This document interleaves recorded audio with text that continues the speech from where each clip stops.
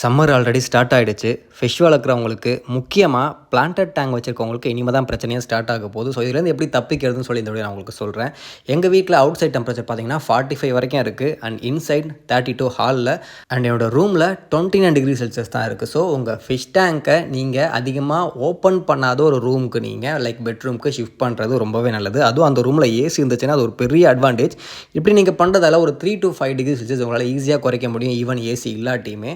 And AC இருந்துச்சுன்னா உங்களால் இன்னும் கொஞ்சம் ஃபாஸ்ட்டாக ஈஸியாக டெம்பரேச்சரை கண்ட்ரோல் பண்ண முடியும். பட் இது இல்லாமல் என்னால் வேறு ஏதாவது ஐடியா இருக்கான்னு கேட்டிங்கன்னா, ஹேங் ஆன் ஃபில்டர்ஸ் இல்லை ஸ்கிம்மர்ஸில் வாட்டர் ஃப்ளோவை இன்க்ரீஸ் பண்ணுற மாதிரி ஏதாவது பண்ணணும். இல்லை உங்கள் ஏர் ஃப்ளோவை இன்க்ரீஸ் பண்ணுறதால உங்களால் இன்னும் கொஞ்சம் வாட்டரை எவாப்ரேட் பண்ணி ஹீட்டை வெளில கொண்டு வர முடியும்.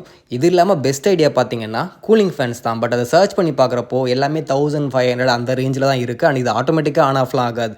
சுவிட்ச் போட்டால் ஆன் ஆகும், ஓடும், அவ்வளோதான். ஸோ என்னோடய ஃபிஷ் டேங்க்குக்கு தேவையான கூலிங் ஃபேனை நானே க்ரியேட் பண்ணலான்னு டிசைட் பண்ணிவிட்டேன்.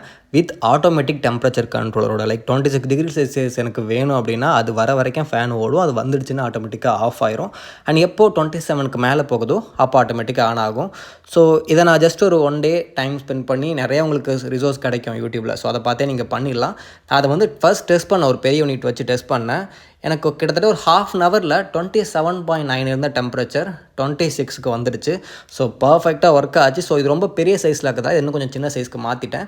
இதை பண்ணுறது எப்படி, இதுக்கு என்ன தேவை அப்படிங்கிறத நான் உங்களுக்கு இன்னும் டீட்டெயிலாக சொல்கிறேன். பட் இதுக்கு தேவையான விஷயங்கள் பார்த்தீங்கன்னா தெர்மோஸ்டாட் கண்ட்ரோலர் வேணும், அண்ட் 12 வோல்ட் ஃபேன் வேணும், அண்ட் கொஞ்சம் டேப், அப்புறம் துணி காய வைக்கிற கிளிப். இது இருந்தாலே போதும். இப்போ நான் சொன்ன ஐட்டங்கள்லாம் உங்களுக்கு லோக்கல் ஷாப்பில் கிடைக்கும். பட் இந்த தெர்மோஸ்டாட் டிசி ஃபேன் அவ்வளோ சீக்கிரம் கிடைக்காது. அப்படின்னா லிங்க்ஸ் நான் பயோவில் கொடுத்துருக்கேன். ஸோ வாங்கி ரெடியாக வச்சுக்கோங்க. நெக்ஸ்ட் வீடியோவில் இது எப்படி நான் செட்டப் பண்ணது உங்களுக்கு சொல்கிறேன். ஸோ அதை பார்த்து நீங்கள் ஈஸியாக உங்கள் ஃபிஷ் டேங்க்குக்கு தேவையான ஆட்டோமேட்டிக் ஆன் ஆஃப் ஃபங்க்ஷனோட ஒரு கூலிங் ஃபேன் நீங்கள் ஈஸியாக ரெடி பண்ணிடலாம் கம்மி காசில்.